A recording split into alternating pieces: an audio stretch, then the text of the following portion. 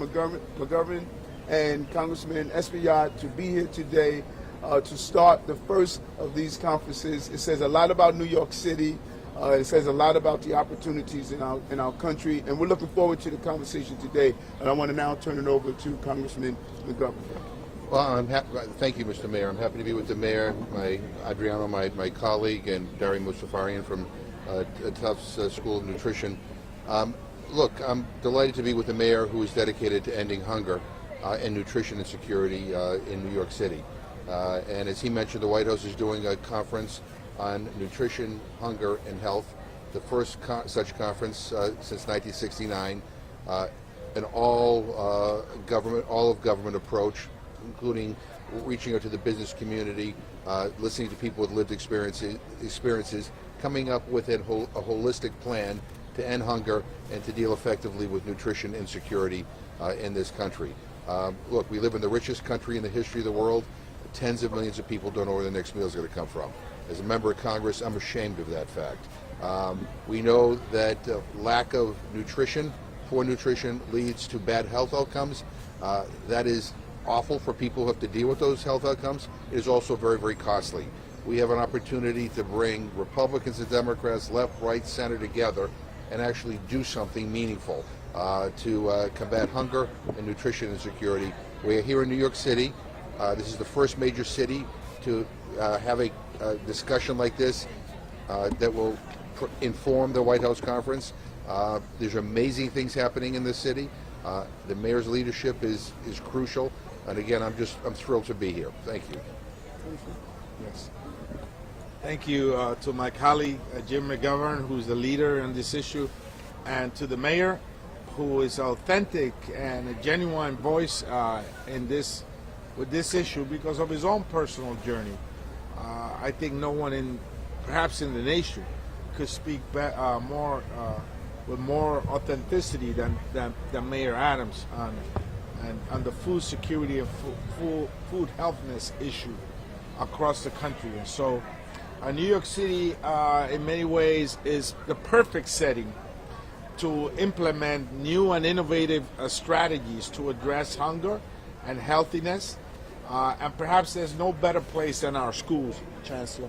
I think that our children could really make some tremendous improvements in their health if we're able, for example, to have a chef in every school.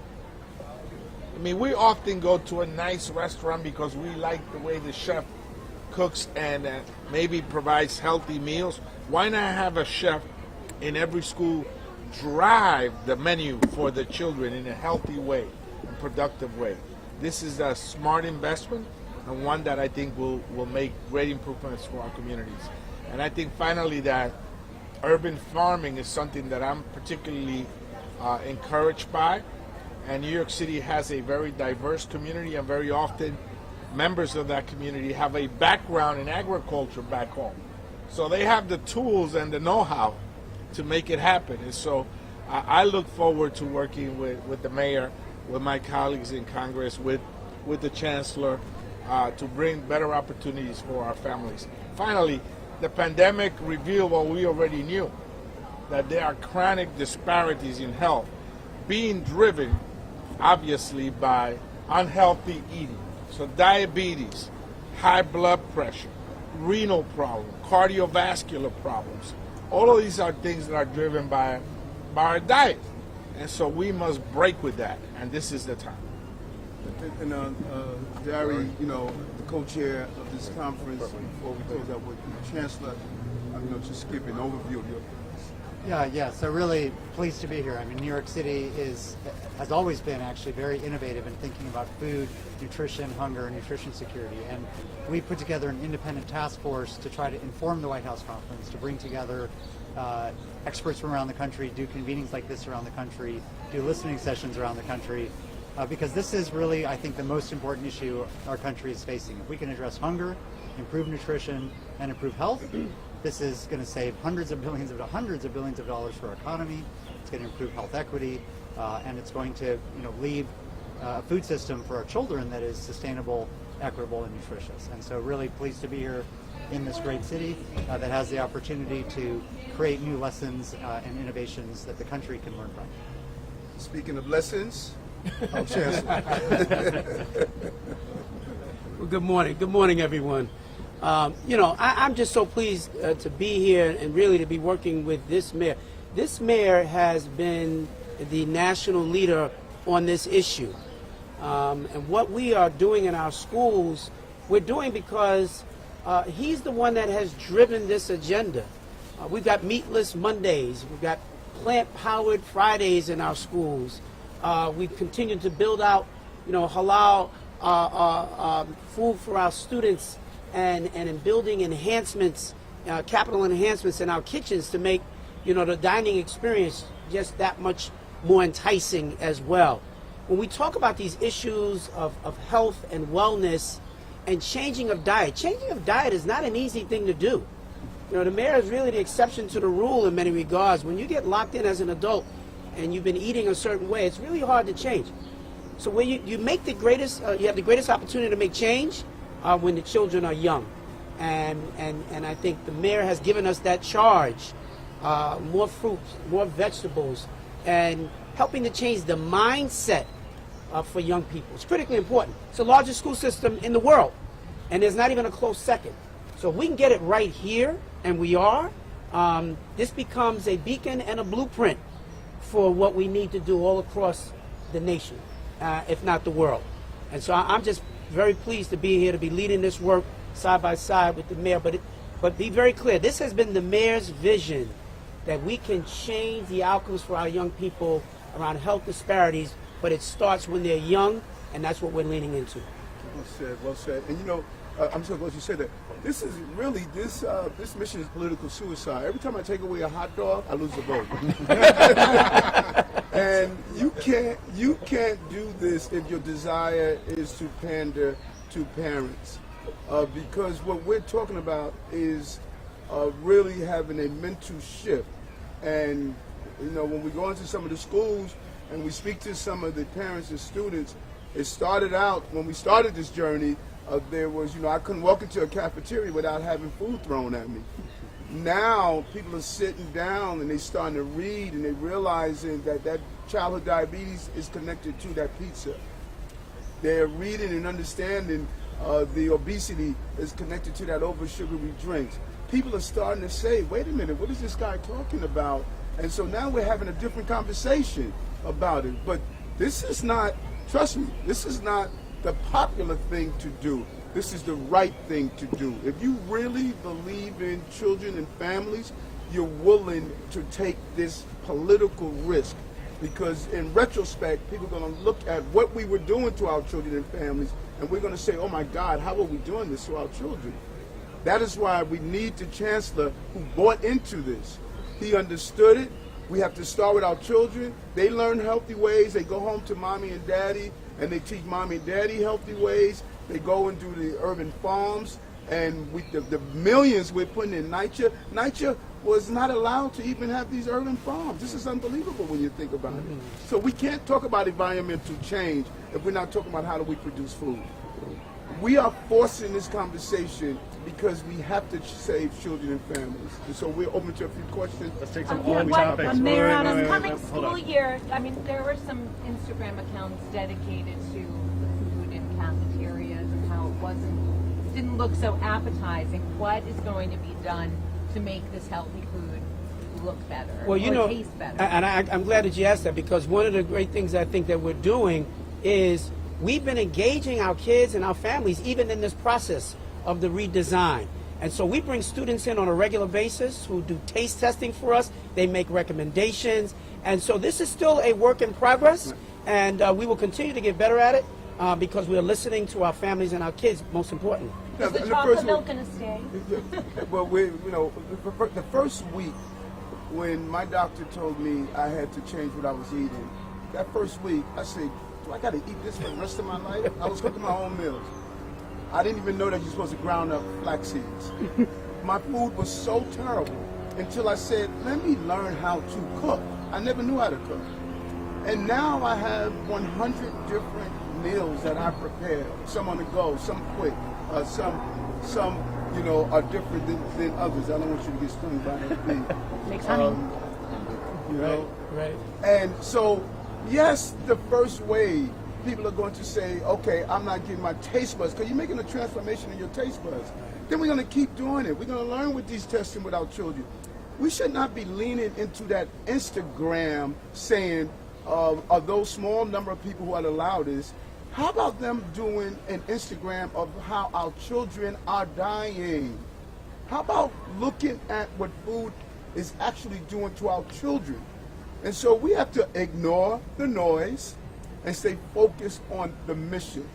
So is it what, 100% what we want? No. But will it get to 100% what we want? Yes. And we cannot be afraid to allow those people who are the loudest and say we should not be giving our children healthy food. This is medically proven facts that we are feeding our healthcare crisis. It would be irresponsible for us to have that information and continue to do so, and I'm not going to do that. Can I just say that good food doesn't have to taste bad. We just had school breakfast in there. It was delicious. Fresh fruit. I mean, it was amazing. So this myth that somehow nutritious food tastes bad is a myth, and we have to stop feeding. And that. I visit. If you visit schools like I do all over the city in every borough, we do not get students saying to us, "Oh my God, the food is just horrible." They're seeing a transition. They're part of this transition. They're feeling great about it. But those are not the stories that actually make it to the news. So when we hear about any individual school, and people might not be happy about this change, it takes a minute before everybody buys in and gets it. Right. Okay, Mayor, I wanted to ask you, I know you're talking about the advances you can make within the school food. The congressman talks about a chef in every school, but the Department of Education's budget was cut by, I believe, over $1 billion in the last budget. How does that jive with wanting to improve school kitchens and school facilities? And I will note, I recently spoke at a mentor career day in a middle school in Far Rockaway, and all the kids begged me to tell you that meatless Friday and Monday, the food is squishy and tasteless, and they end up eating at in the vending machine. So I guess there are still issues that are coming from the kids, not Instagram accounts, which kids put. So those two questions, you're cutting the DOE's budget. How do you eventually improve the food? And are there still longstanding issues with the food? Let's peel it back one at a time. We're making the right investments in the DOE budget. There is fat in city agencies. There's a lot of waste in city agencies. And this chancellor went in and said, how do we get a better product for our taxpayers? And so people keep talking about, it's not only dollars and cents, it's not only dollars and cents, it's common sense. We have become addicted to believing throwing money at something. No, let's use taxpayers' dollars to produce a better product. That's what the chancellor is doing. And for the children, all of us heard this. Let's not act like we haven't heard this. Eat your vegetables, Eric. We hated when our mothers were telling us to do that. We didn't run to the broccoli. We ran to the hamburger. We didn't run to the kale. We ran to those things that was unhealthy. So as adults, we're going to hear children as they make this transformation. But also, don't ignore the children who write me, call me, ask me to come to see their school, to see their vertical farms, see they're growing their vegetables and serving it in the cafeteria, to see that part of our taste testing. So yes, there are children that would say, I would rather have that pizza. I would rather have this. But we as responsible adults are supposed to say, we need to make sure we have that balance to give what's good for you, it's going to make you nutritionally strong and healthy, and allow them to, as the congressman just stated, there's some good tasting healthy food. Healthy food doesn't taste bad. You know what's interesting? Many of you, I see some of you eat. You're eating healthy food. You're going to Just Salad. You're going to good places getting healthy food. You know we're right. You are eating healthier. You are jogging. You're taking care of yourselves. You know the food you've been eating is garbage. And if you don't eat that garbage, our children should not be eating that garbage. This is an amazing moment for us, and it's a bold moment for us. And we're just going to keep being focused and straight ahead to get this done. Liz? How you doing, Liz? Good, Mr. Mayor. As you know, the city also distributes free lunches during the summer. I was wondering whether New Yorkers can expect something different than just basically cold cuts and an apple. Mm-hmm. And I thought it was very interesting what the chancellor said about every school should have a chef. Mm-hmm. What do you think idea of hiring at least one chef to oversee the cuisine that, One thing, yeah. one thing an elected hate is when someone takes their idea. It was the congressman idea. Exactly. I've been usurped. That's right. Don't take his idea. You want me to say it in Spanish? I love that idea. We used to have. We almost going as my chief advisor pointed out. We're almost going back to basics. We used to have home econ school, economics, home cooking, teaching young people how to cook. Right. All these important things. We stopped. And so we want to look at any way that we can encourage young people to have healthy meals. And we're going to sit down with the congressman and look at that. They think about appropriation. They sit on the appropriation committee. These are important issues to start building infrastructure. Ingrid raised how we don't have kitchens anymore in school. We have gone to over-processed food-like products. And so we're looking at a holistic approach. That's what this conference is about, to have that holistic approach. And we should all be excited about this. Any of you who are parents, this should be an exciting moment for you, that we're talking about treating our babies better than what we treat them. Jordan walks around right now with the needle that is just in case if he's allergic to peanuts because of what we fed him. It breaks my heart that I've contributed to my son having to walk around with the needle just in case he has an allergy attack, and it was basically some of the food that we served him. And so we don't want to contribute to the crises of our children. Right. And that is what we're trying to Can I say also that it connects also to it's the broader message that the mayor's been talking about, health and wellness, which is not simply food. It's the great outdoors, making sure that our kids get outside of the four walls of the school and get good fresh air, engage in exercise. Their bodies were designed to move, and we want to make sure that our kids are moving around the city. They engage in mindfulness. First person I ever heard talking about this was the mayor. Now, if you visit schools all around the city, kids and teachers are all doing mindfulness practices. It's all about mind and spirit and your body and just overall health and wellness, and food is a big part of it. But after Vegan Fridays, what's the next change on the menu that families Well, we want to continue to evolve the product.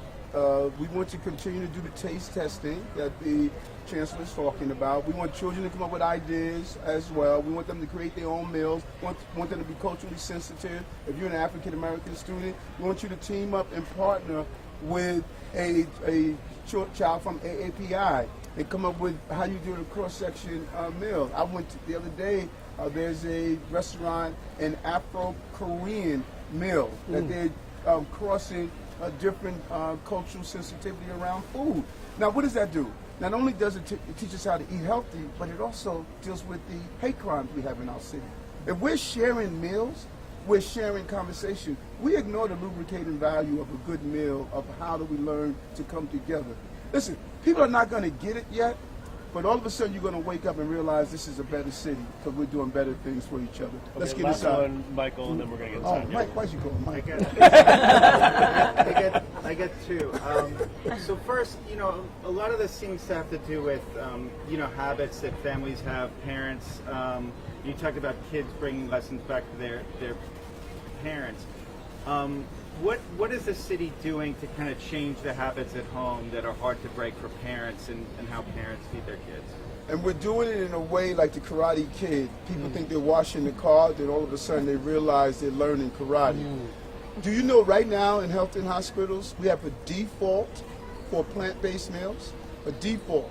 You get that automatically. If you don't want it, then you ask for something else. So we have a default for you come in the hospital healed, not to be given the food that causes your chronic disease. So we're saying, here's the default meal. People don't realize it. Only until you tell them later, that's plant-based. Oh, what?